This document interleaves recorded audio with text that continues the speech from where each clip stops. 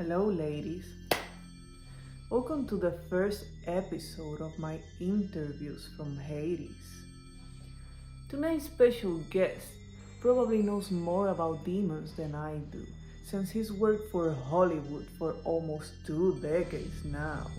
He is independent writer-director B. Harrison Smith, the creator of Where the Scary Things Are, a fantastic film that finally brought awareness to the abuse many monsters have suffered at the hands of those creatures known as fantasy. Welcome to my show, Mr. Smith. The privilege is all yours, I'm sure. Well, thank you for having me. I'm really glad to be here. It's always good just to be able to promote. Since I love your films, I won't ask you to worship me. Well, I'm glad you love my films, and okay. But if you want me to worship you, I'll worship you as well too. But thank you.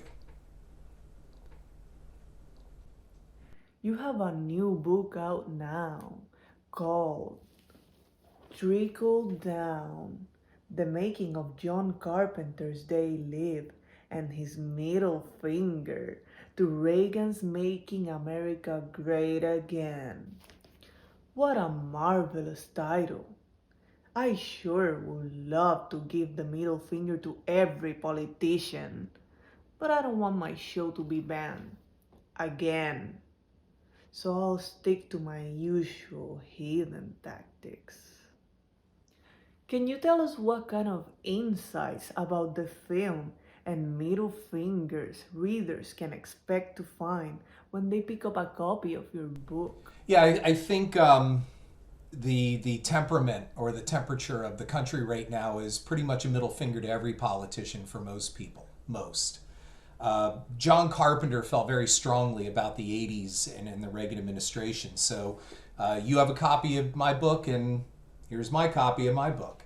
And it was a lot of fun to write because it's not just an analysis of the making of They Live, which alone in itself, look, we have a sense right now because of nostalgia to overglorify a lot of things and read a lot into what really isn't there. So I opened the book with a tweet from John Carpenter in which he said, look, this is not about some elaborate Jewish conspiracy to control the world. It was basically a fuck you to Reagan and yuppies and make no more about it. And that's what I think is a constant theme in this book. So I look at the rise of Carpenter's career in which people have tried to read a lot of political type of analogies into his work, in which, for example, Escape from New York, there's a section in the book in which it says, I believe Alan Howarth asked him, what are the political things about this? I think Howarth had told me while he was scoring Escape from New York, and John just repeated or just said, none. I'm just making a movie. That's it. Carpenter always wanted to make Westerns, and I think Escape from New York was kind of a Western for him. So no, there were no political messages. I mean, stuff did come through. You have the president who crashes in New York and stuff like that. But overall, he did not set out to make a political message. With They Live, he did. To understand why he made They Live, you have to look at everything in context. That's the other problem. People just want to look at They Live, and if you don't know the 80s, if you don't know the Reagan administration, if you don't know the history of that decade, then the movie's message means nothing to you. Although people argue, well, it's come to pass. No. This was always going on. That's the scary part about this book, is to show you that nothing has changed. You know, the more things change, the more they stay the same. And that's what Carpenter was kind of saying, that the problem in They Live wasn't a new problem. It was just kind of manifesting itself even harder. And so today we look at things and we go, oh, John Carpenter was right all those years ago. Well, what he's trying to say is it's not that things came to pass. They were always that way. We just didn't notice. We were asleep. And people who put the sunglasses on go, oh. And I give a lot of examples in this book because as a kid, I was kind of like an Alex P. Keaton, where, you know, Reagan was like a hero to me. I was a class president, a successful class president, and I modeled everything on Reagan, the delivery of his speeches. He was a character to me. I didn't really understand a lot of his politics, in which the book opens with that, where I'm sitting in my senior social studies class, and my senior social studies teacher at that time, back in '84, he was just like a big, huge Reaganite and the whole thing. And he kept saying, trickle down economics, and this is going to help us. The poor will help. The poor will benefit from the rich. The more the rich spend, the more money the rich make, the better the poor will be off. And that even then at 17, I was like, that doesn't make a lot of sense. And I remember I said something to him in the class, something like, well, trickle down, it sounds like more like scraps from the table. And he replied something along the line, well, that's because you're 17 and stupid. So here we are, almost 40 years later, and has trickle down helped us? Has it helped the economy? Has it helped the poor? Has it evaporated poverty? No. And it's not about slamming Reagan. So look, I am neither Republican or Democrat. I think both parties are full of shit. And people just buy into their own parties. And that goes for the left and the Democrats too. They buy whatever is selling on that side, and the right buys whatever Trump and the Republicans are selling on their side. They're all full of shit. And the gullible just keep swallowing this shit is really what it is. And we keep expecting things to change. I'll give you one last example. My mother was a diehard Democrat and liberal, and that's mentioned in this book. And she never said Reagan growing up. It was always fucking Reagan. Fucking Reagan. Fucking Reagan did this. Fucking Reagan's going to do that. And when she saw Bill Clinton running for president, my mom was a baby boomer, and she's like, oh, Clinton's a boomer. He's going to change things. Clinton, she said something like, Clinton is going to make the 60s look like the 50s because the 90s are going to be so progressive and change things. Well, nothing really changed, did it? And my mother lived long enough to see that nothing really changed. So where was all this great change? They all promised change. Let's make America great again. Well, Reagan is the one who came up with that phrase. Trump just borrowed it and hijacked it. So it's Reagan. Every Republican wants to be Reagan. They all want to be Reagan. But this book examines, do you? I mean, we're looking at Reagan through his policies. And by the way, if you look in here, you will see I am using footnotes on everything. I am citing my sources. I am bringing the receipts in this book right here. I'm looking at reverse on my camera. But I am citing everything. So it's like, well, that's your opinion. No, these are facts, dude. This is what really happened. And, you know, we're in this age now where, you know, facts aren't facts anymore. We just believe our own facts. We cherry pick everything. So the book is looking at more than just the making movie. And I give you plenty on the making of the movie. And let's be really blunt here. It was a small movie. This is not a giant epic motion picture. This was Carpenter's return to indie film after really being burned very badly by the studio system. And I go into all of that in the book. How he finally went from indie to studio back to indie with They Live. So you need to read the book all in context, because some people are going to write on Amazon, this has very little to do with the making of They Live. This really has more to do with Reagan. And yeah, because it has to. You have to see everything, or the movie makes no sense to you, especially the big fight scene that goes on forever. There's a reason why Carpenter did it. So I cover all of this in the book, and I put it together in one big context package. So I'm hoping readers get that instead of, look, you want to know pretty much all the trivia of making They Live, then go online. Go watch DVD extras. I put a lot of research into this. I dug deep. And most of all, I contacted Alan Howarth. And Howarth sat down with me and gave me a great interview on the scoring of the film. John's personality, he's so grateful to John Carpenter for his career. And said John Carpenter is one of the most generous people and filmmakers out there. This is not a slam on Carpenter or anything. In fact, I really go to bat for Carpenter and show he's really a very deep feeling man, and really gives a shit about what he does. And I learned a lot as well by writing it. So most of all, I hope your fans, your readers, your people out there will hear this and see it as something worthwhile in checking out. It's a good book.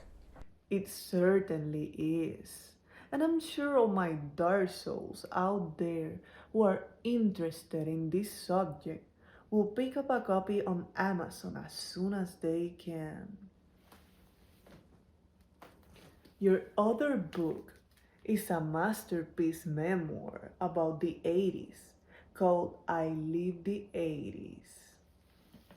You're an expert on those times because, unlike other nostalgic commentators, you lived through every moment of that wonderfully decadent decade. So, if you had the sorcery to do it, and I might know a warlock who could help you with that, would you escape the 2020s and go back to that neon era? Well, you might be the first to actually ask me that kind of a question in an interview. Usually it's about Death House or the special or the fields, whatever. Would I go back? And if I did, what would I do? Well, we all live with that, I think. You know, it's what if we could all do the ultimate do-over, Back to the Future kind of fantasy. Here's the answer. The answer is, being as blunt as I can, I would go back and do a lot of things different. Even though I wrote in my book all about I lived the 80s and the fun I had, and I had a lot of fun in high school. I loved high school. If you read the book, you'll see I didn't love high school going into it, but by the time I left, I never wanted to leave. And a lot of people didn't have that. A lot of people hated high school. They don't remember their friends. They don't remember many people at all. I remember pretty much everybody, and I still stay in contact with the majority of my high school friends. I love that class so much. But if I could go back, I would change the way that I was, in the way that I should have left high school with a full film portfolio. And that means a full working screenplay, at least a 20-minute short of some kind of serious piece. Now, granted, the equipment and the technology was not that advanced then. We were just getting portable video cameras by the time that I was leaving high school. I mean, I think the C format camera for VHS was just coming around at that time. And so I didn't have access to a lot, but I did have a friend who did. His father worked for, I believe it was RCA, or it might have been Toshiba. I can't remember, but it was a big electronics firm. And he would bring home, Panasonic, and he would bring home all the latest equipment. And my buddy was like, dude, come over, use it. And although I did, in some respects, I turned all my old Super 8 movies over to video, thanks to him. I learned about color correction and sound design and split channels and all of that stuff. But I didn't use the cameras and I didn't use the color correction equipment that he was bringing home. A lot of it was brand new. It was like prototypes. And I had access to it. And I wasted that opportunity. I would go back and tell myself, keep writing, forget the partying, forget the class president stuff. Don't worry about being popular. What you want to do is be smart.